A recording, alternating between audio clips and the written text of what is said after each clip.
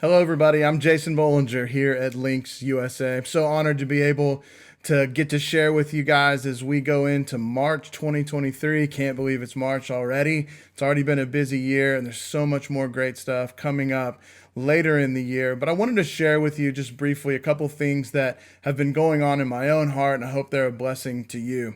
A few weeks ago, there was this experience that I had where I just felt like I heard the Lord speaking to me in a way that I hadn't heard in a long time. And it was so refreshing and encouraging. And I felt like He was sharing some things with me about what's coming next and some things in the future that we need to be a part of. And I began to get overwhelmed. It's like, what do I do next? And how do I prepare for this? And as I was praying and thinking and asking questions, I kept just getting the picture of a tuning fork, which is kind of unique. I've never gotten visions of a tuning fork before. It's not exactly foreign to me. I grew up the son of a piano tuner.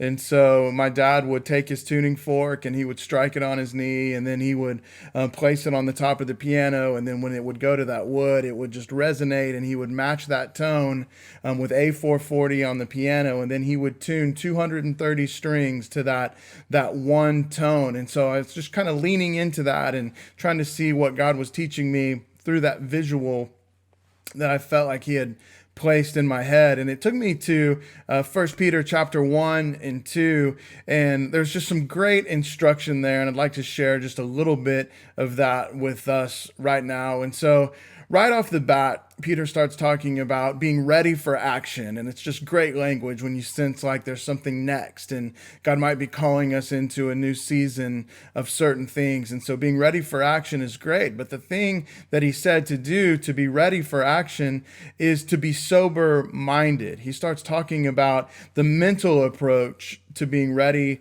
for action. And just this idea of being sober minded is a good place to start. I need to be honest with myself. Am I even in the best place? Am I ready? Am I longing for the things that God wants? Am I being honest about my struggles? Am I being honest about my challenges? Am I being honest with God about who I am before Him? And have I come to Him in humility? And what I started thinking about is this is the idea of tuning in. Like I need to tune in to myself in order to see where I am, and then start to see where I need to be better positioned to carry these things that maybe God has in store for me next. So the first thing I felt like God was saying was tune in, take an inventory, look in your own heart. The Psalms talk about searching your heart and seeing what's in there, and pulling things out that allow distractions to leave, to allow messes to get sorted so that we can be pure vessels for what God wants to do. So we need to search our hearts. We need to tune in. And then as the passage continues, he talks a lot about this powerful language about being a chosen race and a royal priesthood and a holy nation and a people for the possession of God, that we've been called out of darkness into His glorious and marvelous light, that we're God's people who have been given mercy. And so what we see next is that when we're honest with ourselves and we allow ourselves to look straight to God, we see all of these things coming out of God. So we tune in, but then we need to tune up to all of these things that God is providing, allowing us to not only receive mercy, but to see that we be a part of giving mercy as well. And so tuning up is another thing that we're invited to do. Are we moving towards the holiness that's coming out of God? Are we growing in our faith? Are we following Him into the fullness of what He's calling us to do? So we get to tune in and we get to tune up. And then what we see is that there's an amazing consequence of tuning in and tuning up. And I've got my own tuning fork here, and it comes with this cool mallet. I got this off of Amazon. And so when I strike it, you can kind of hear it.